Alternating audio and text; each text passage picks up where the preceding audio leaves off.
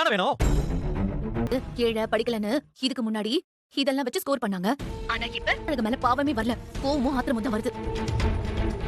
என் வாழ்க்கை ஏமா அப்படி கெடுக்குறாங்க? நான் சமாளிக்க பாக்குறேன், இல்லன்னா நீ வந்துரு.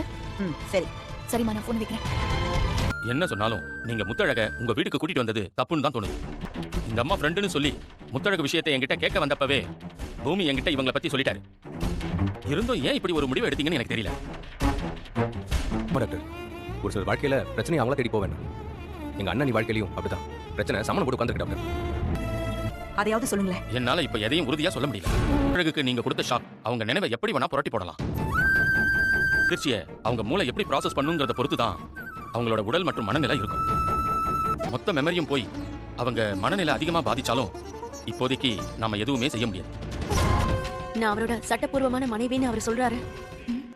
ஓ, நீ அங்கேயே இருக்கியா? உங்ககிட்ட உண்மையா மறைக்குது. உங்களுக்கு யாரால எல்லா உண்மையும் தெரிய வந்துச்சு? என்னால தானே. நான் சொல்லலனா பூமி என்னோடவும் வாழ்ந்து திரும்பவும் உங்களை வேலைக்காரியா இந்த வீட்டுக்கு கொண்டு வந்து இப்பவும் 2 வாழ்க்கை வாழ ஆரம்பிச்சிருப்பான். அப்பவும் நீங்க இந்த வீட்டுல மனைவியா இல்ல, சம்பளம் இல்லாத வேலைக்காரியா இருந்திருப்பீங்க.